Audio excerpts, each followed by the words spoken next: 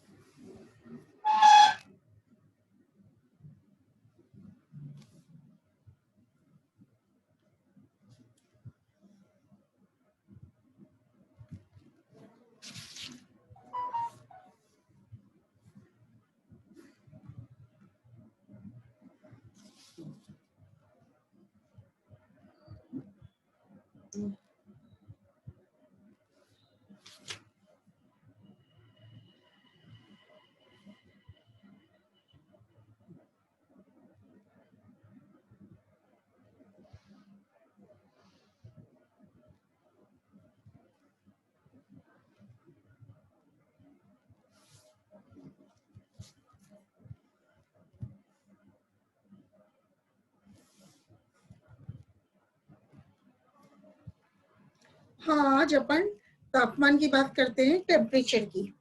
तो रोनकेयर ने वनस्पति को तापक्रम के आधार पर 4 श्रेणियों में वर्गीकृत किया था। अब वो कौन-कौन सी श्रेणियां हैं? एक तो है बेटा उच्च तापी, मेगाथर्म्स। तो ये जो उच्च तापी हैं, ट्रॉपिकल रीजन्स में पाए जाते हैं, मतलब भूमध्य रेखीय एवं उष्ण कटिबंधीय क्षेत्रों में पाए जाते हैं। और यहाँ पे मतलब वनस्पति किस प्रकार की होती है? ट्रॉपिकल रेन फॉरेस्ट दिखाई देते हैं, ट्रॉपिकल रेन फॉरेस्ट। दूसरा है मध्यतापी, जिनको कि आप मीजोथर्म्स कहते हो। तो इन मीजोथर्म्स के लिए सब ट्रॉपिकल रीजन उपयुक्त रहते हैं, मतलब मीजोथर्म्स मध्यतापी उपोष्ण कटिबंधीय प्रदेशों में पाए जाते हैं। और इनमें ट्रॉपिकल डेसिडुअस फॉरेस्ट पाए जाते हैं, उष्ण कटिबंधीय पर्णपाती वन पाए जाते हैं। तीसरा है न्यून तापी, मतलब माइक्रोथर्म्स।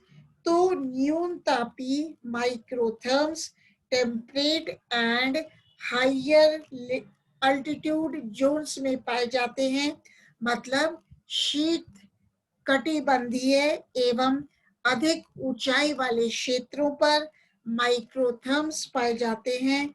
और यहाँ पर मिक्स्ड कॉनिफेरस फॉरेस्ट प्रकार की वनस्पति पाई जाती है, मिश्रित शंकुधारी वन पाए जाते हैं। फोर्थ है हैकिस्टोथर्म्स, मतलब अति न्यूनतापी। और ये हैकिस्टोथर्म्स एल्पाइन रीजन्स में पाए जाते हैं, उत्तर ध्रुवीय एवं एल्पाइन क्षेत्र में पाए जाते हैं। उष्ण कटिबंधीय प्रदेशों में 16,000 फीट या इससे अधिक तथा शीत कटिबंधीय क्षेत्रों में 12,000 फीट या इससे अधिक ऊंचाई पर पाए जाते हैं। तो अति न्यून तापी, जिनको कि अपन हैकिस्टोथर्म्स कहते हैं, वहां के लिए एल्पाइन वेजिटेशन उपयुक्त रहती है। तो अपन देखते हैं विभिन्न स्थलों पर उगने वाले पादप समुदाय अपने निश्चित एवं अनुकूल तापक्रम के अनुसार जीवन यापन करते हैं, जैसे कि उपध्रुवीय जलवायु में पाए जाने वाले शंकुधारी one, coniferous forest 80 degree Fahrenheit 80 degree Fahrenheit तक एवं मरु प्रदेशों की शुष्क जलवायु में उगने वाले जीरोफाइट्स मरुद्भिदीय पौधे 140 डिग्री फ़ारेनहाइट तक के तापक्रम में जीवन यापन करने में सक्षम होते हैं। विभिन्न पादप प्रजातियों के सदस्यों को तापक्रम सहनशीलता अलग अलग होती है।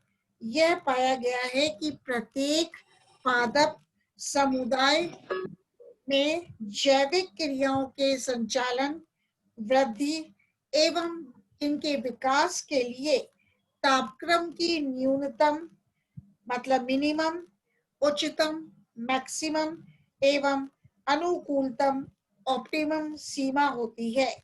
तो तीनों सीमा कारकों को ऐसे समझाया जा सकता है। मतलब पहला है ऑप्टिमम टेम्परेचर, जिसको कि आप कहते हो अनुकूलतम तापक्रम। तो ये क्या होता है? वह तापक्रम, वह टेम्परेचर जिस पर वृद्धि के लिए आवश्यक जैविक क्रियाएं अधिकतम स्तर पर संचालित होती हैं। अब आता है न्यूनतम तापक्रम, मिनिमम टेम्परेचर। तो मिनिमम टेम्परेचर क्या होता है? वह टेम्परेचर, तापक्रम जिस पर जैविक क्रियाएं अपने सबसे कम या न्यूनतम स्तर पर होती हैं। यदि इस सीमा से भी तापक्रम कम हो जाए तो ये जैविक या कार्यकी क्रियाएं रुक जाती हैं। ये अनुकूलतम तापक्रम से नीचे की सीमा है। अब तीसरा अपन बात करते हैं मैक्सिमम टेम्परेचर की, मतलब उच्चतम तापक्रम की। तो उच्चतम तापक्रम जिसे पौधे सहन करने में समर्थ होते हैं, मतलब वह है उच्चतम तापक्रम जिसे पौधे सहन करने में समर्थ होते हैं तथा पौधों की जैविक क्रियाएं निम्नतम स्तर पर ही सही परंतु संचालित होती रहती हैं। यह तापक्रम की उच्चतम सीमा है।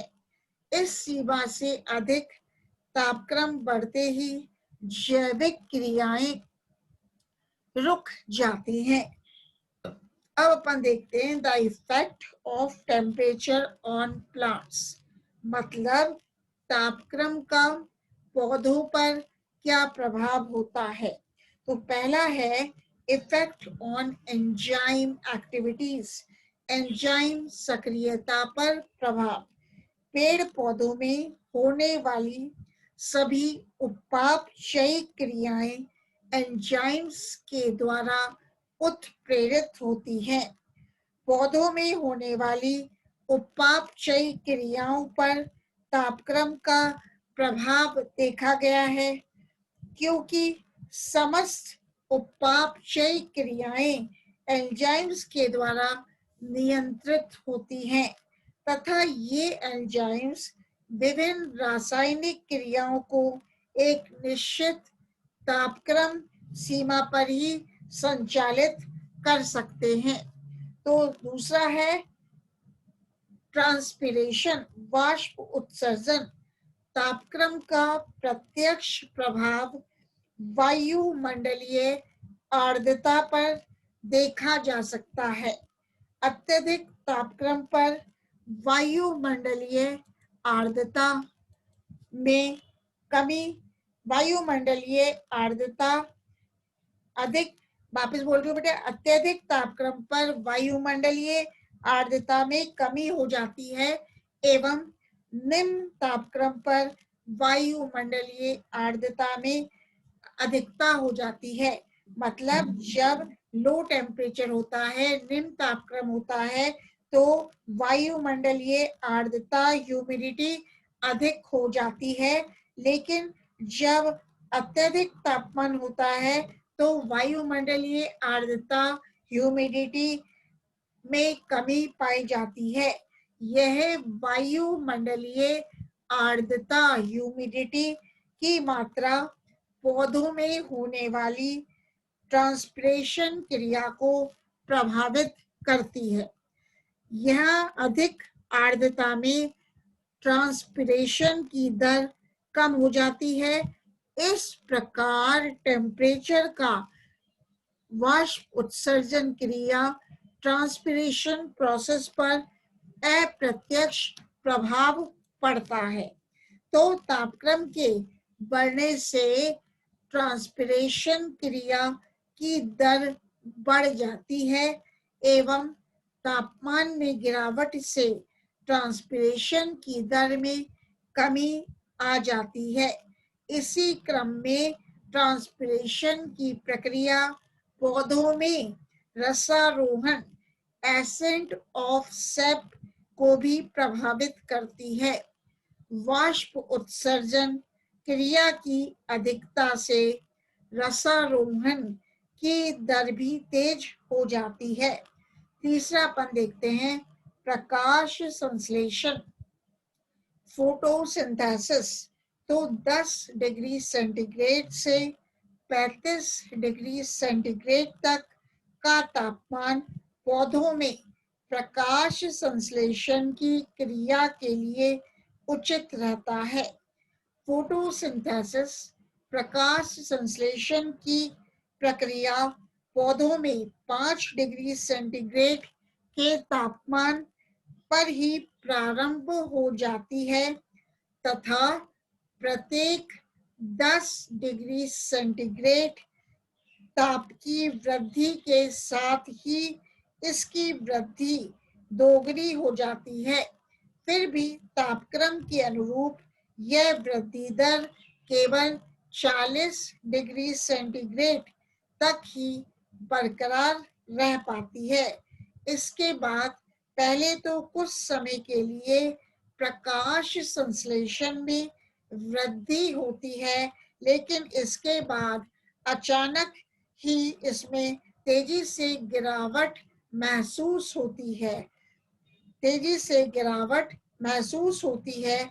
यह गिरावट शून्य तक हो सकती है, अर्थात प्रकाश संश्लेषण बिल्कुल रुक भी सकता है, क्योंकि अधिक तापमान में प्रकाश संश्लेषण के लिए प्रयुक्त होने वाले एंजाइम्स नष्ट हो जाते हैं। कुछ पादप प्रजातियों जैसे कॉनिफेरस वृक्षों में अति न्यून तापक्रम -35 डिग्री सेंटीग्रेड तथा शैवाल एवं मरुद्भिदीय पौधों में अति उच्च तापक्रम 75 डिग्री सेंटीग्रेड पर भी प्रकाश संश्लेषण की क्रिया होती रहती है। अब बात करते हैं एब्जॉर्प्शन की, अवशोषण। तो विभिन्न पादप प्रजातियों में तापमान सहनशीलता की सीमा अलग अलग होती है। फिर भी स्थलीय पौधों में यह देखा गया है कि इनमें जड़ों के द्वारा जल का सर्वाधिक अवशोषण 20 डिग्री सेंटीग्रेड से 30 डिग्री सेंटीग्रेड के बीच होता है। अतः तापमान के 20 डिग्री सेंटीग्रेड से कम एवं 30 डिग्री सेंटीग्रेड से अधिक हो जाने पर अवशोषण की दर में कमी आ जाती है।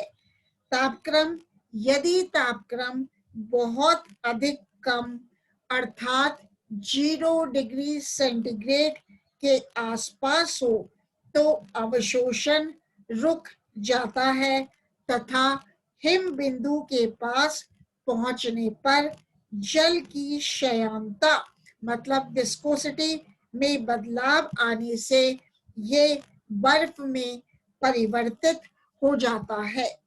तो जमाव बिंदु पर मृदा जल भी बर्फ के रूप में पाया जाता है, इसलिए जड़ें इसका अवशोषण नहीं कर पाती हैं। यही कारण है कि पारिस्थितिकीय दृष्टि से बर्फीले स्थान कार्यकीय रूप से शुष्क होते हैं, मतलब फिजियोलॉजिकली ड्राई होते हैं। अब बात करते हैं रेस्पिरेशन, श्वसन क्रिया, मतलब किस तरह से तापमान रेस्पिरेशन को प्रभावित करता है। तो श्वसन क्रिया पर तापक्रम का प्रभाव 0 डिग्री सेंटीग्रेड से 40 डिग्री सेंटीग्रेड के बीच देखा जाता है, लेकिन 40 डिग्री सेंटीग्रेड से अधिक तापक्रम होने पर रेस्पिरेशन में काम आने वाले एंजाइम्स विकृत हो जाते हैं।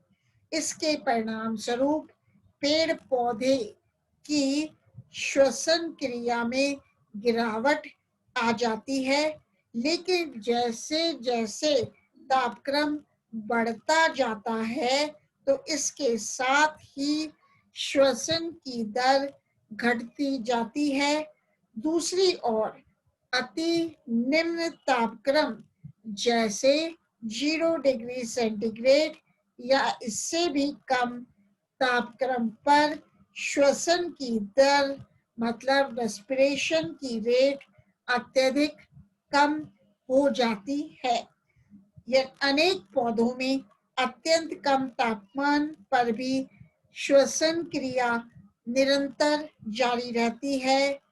वॉन्ट हॉफ के अनुसार यदि अन्य कारक अनुकूल हो तो अनुकूलतम तापमान से भी 10 डिग्री सेंटीग्रेड अधिक की बढ़ोतरी कर देने पर श्वसन की दर दुगनी हो जाती है। अब बात करते हैं वसंतीकरण, मतलब किस तरह से तापमान वर्नलाइजेशन को प्रभावित करता है। तो विभिन्न पौधों में निश्चित अवधि के लिए निश्चित ताप की उपलब्धता थर्मोपीरियोडिज्म इनमें पुष्पन मतलब फ्लावरिंग को प्रभावित करती है। यदि बीजों को बुवाई से पूर्व इनको एक विशेष तापक्रम पर उपचारित किया जाए तो ऐसे पौधों में समय से पहले ही पुष्प का निर्माण हो जाता है। इस प्रक्रिया को वासंतीकरण वर्नलाइजेशन कहते हैं। एक रशियन बॉटनिस्ट, एक रूसी वनस्पति शास्त्री लाइसेंको ने सर्वप्रथम वैज्ञानिक आधार पर इस प्रभाव की मतलब वर्नलाइजेशन की व्याख्या की थी।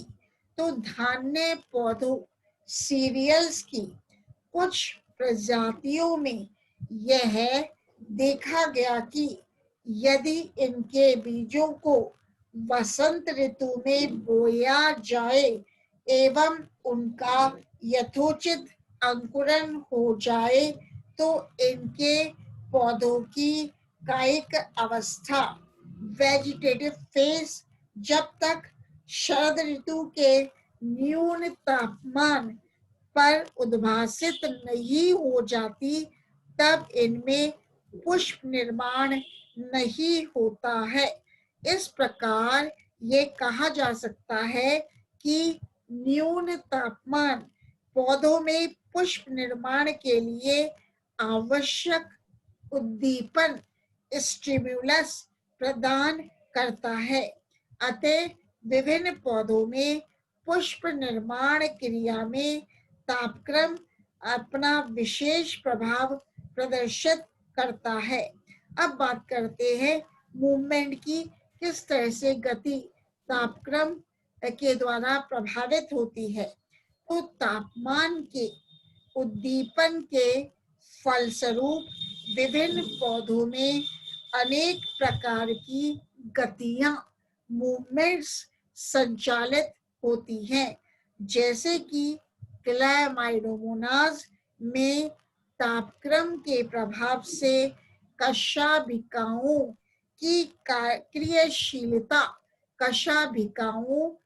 क्रियाशीलता द्वारा गति तथा ट्यूलिप एवं क्रोकस में उपयुक्त तापक्रम पर पुष्पों के दल पत्रों कोरोला मतलब दल पत्रों का खुलना व बंद होना इसके उदाहरण हैं।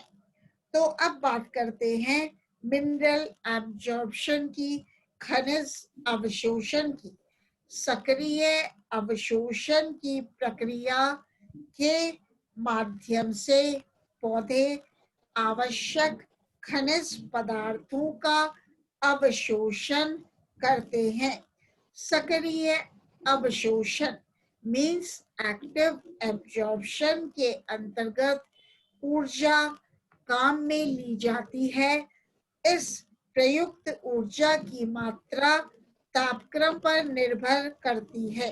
यदि पौधों को लंबे समय तक कम तापक्रम लो टेम्परेचर पर रखा जाए तो कम मात्रा में ऊर्जा उपलब्ध होती है तथा सक्रिय अवशोषण नहीं हो सकने के कारण इनमें पोषक खनिज तत्वों मिनरल न्यूट्रिएंट्स की कमी आ जाती है। अब बात करते हैं effect on growth and development. तापमान का पादप वृद्धि एवं परिवर्धन पर क्या प्रभाव होता है? तो अधिक एवं कम तापमानों दोनों का ही पेड़ पौधों की वृद्धि एवं विकास पर गहरा प्रभाव पड़ता है। न्यून तापमान के कारण पेड़ पौधों 3 प्रकार से क्षतिग्रस्त हो सकते हैं। पहला है बेटा निर्जलीकरण, जिसको कि आप डेसिकेशन कहते हो। दूसरा है फ्रीजिंग इंजरी, प्रशीतन क्षति, फ्रीजिंग इंजरी। तीसरा है आपका चिलिंग इंजरी, तो सर्दियों में कम तापमान तथा अवशोषण दर में कमी तथा ट्रांसपिरेशन की तीव्रता के कारण पौधों के ऊतकों में डेसिकेशन, निर्जलीकरण होता है। वह इसके परिणाम स्वरूप पौधे क्षतिग्रस्त हो जाते हैं। अधिक ठंड में तेज गति से बहने वाली हवाएं भी पेड़ पौधों को सुखा देती हैं। वैसे कम तापक्रम पर कम तापमान पर मृदा जल एवं जड़ों की कोशिकाओं में कोशिका द्रव्य की क्षयांता बढ़ जाती है, जिसकी वजह से जड़ों में होने वाली उपापचयी क्रियाएं धीमी हो जाती हैं, जिसके परिणाम स्वरूप जड़ की वृद्धि नहीं हो पाती। यदि गर्म जलवायु में उगने वाले यदि गर्म जलवायु में उगने वाले पेड़ पौधों को कुछ समय के लिए 0 डिग्री सेंटीग्रेड से भी कम तापक्रम पर रखा जाए तो ये पौधे क्षतिग्रस्त होकर मृत्यु को प्राप्त होते हैं। इसे चिलिंग इंजरी कहते हैं। अति निम्न तापमान अति निम्न तापमान में पौधों की पत्तियों के ऊतकों के बीच उपस्थित अंतरकोशिकीय अवकाश अंतरकोशिकीय स्थानों में उपस्थित जल की मात्रा जमकर बर्फ के क्रिस्टल्स के रूप में परिवर्तित हो जाती है। इसके आगे भी तापमान टेम्परेचर में गिरावट आने से कोशिका द्रव्य में उपस्थित शेष जल निकल जाता है तथा कोशिका द्रव्य निर्जलित होकर कोएगुलेट थक्केदार हो जाता है। तो पाला पड़ने पर कोशिका के भीतर वाला जल भी बर्फ के क्रिस्टलों में रूपांतरित हो जाता है। तो निम्न तापमान के प्रभाव से उत्पन्न बर्फ के ये क्रिस्टल कोशिकाओं को मैकेनिकल इंजरी यांत्रिक क्षति पहुंचाते हैं तथा कभी-कभी इस क्षति के प्रभाव से कोशिकाओं की मृत्यु भी हो जाती है। इस प्रकार की क्षति को फ्रीजिंग इंजरी कहते हैं। लेकिन ठंडी जलवायु में उगने वाले बहुवर्षीय पौधे निम्न तापमान एवं पाला आदि के कारण अंतर कोशिकीय स्थानों तथा कोशिकाओं में बर्फ के क्रिस्टल बन जाने के बावजूद जीवित रहते हैं एवं सामान्य रूप से जीवन यापन करते हैं। पौधों की इस प्रवृत्ति को पाला प्रतिरोधिता फ्रॉस्ट रेजिस्टेंस कहते हैं। विभिन्न पौधों में पाला प्रतिरोधिता का गुण अनेक कारणों से विकसित हो सकता है। निम्न तापमान के समय ही पौधे उच्च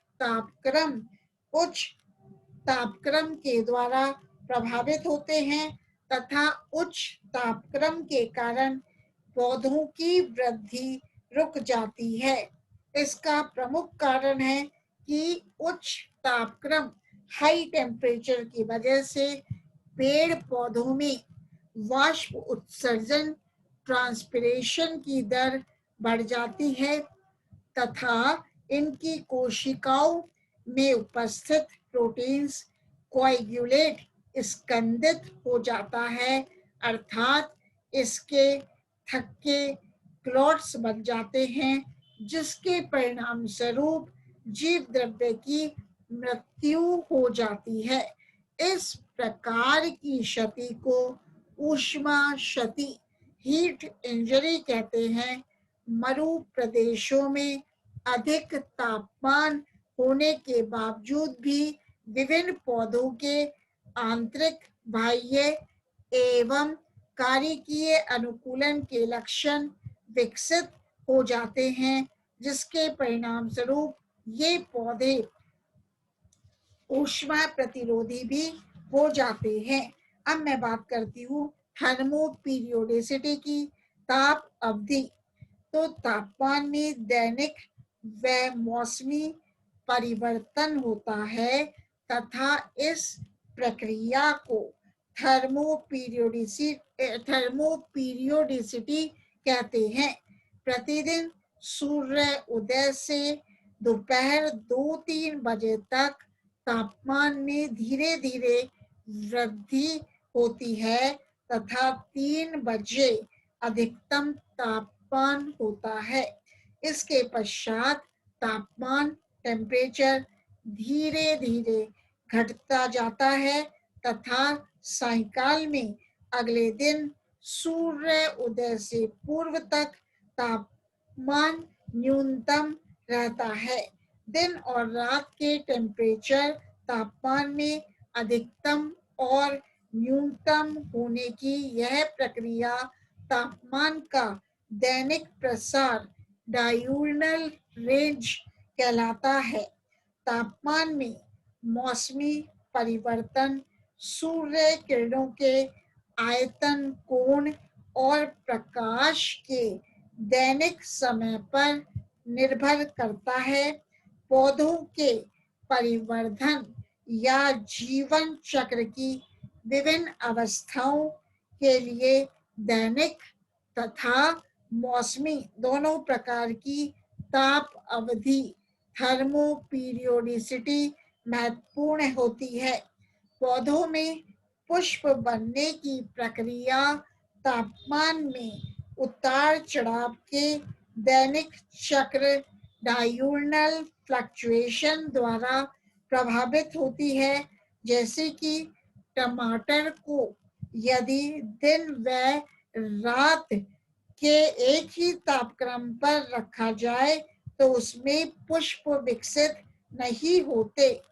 इस पादप में पुष्पों का विकास तभी होता है जब दिन का अधिकतम तापमान 26 डिग्री सेंटीग्रेड हो तथा रात्रि का न्यूनतम तापमान 18 डिग्री सेंटीग्रेड होता है। जंतुओं में जननांगों व जनन कोशिकाओं की परिपक्वता तथा जनन कोशिकाओं का स्वतंत्र होना एक निश्चित तापमान पर होता है। ये विभिन्न प्रजातियों में भिन्न भिन्न होता है। प्रजनन प्रक्रिया कुछ जंतुओं में तापमान द्वारा प्रभावित नहीं होती, जबकि कुछ जंतुओं में प्रजनन प्रक्रिया बल्कि कुछ जंतुओं में प्रजनन प्रक्रिया या तो सर्दी या गर्मी में ही होती है। कुछ प्रजातियों में वर्ष में 2 प्रजनन मौसम होते हैं। तो तापमान परिवर्तन के प्रति जीवों या पादपों की संवेदनशील होने की प्रकृति अथवा प्रभाव को तापकालिकता थर्मोपीरियोडिज्म कहते हैं। ठीक है बेटा, एक बार रुको, आपका स्क्रीनशॉट ले लेती हूँ, ये स्क्रीनशॉट आ जाए।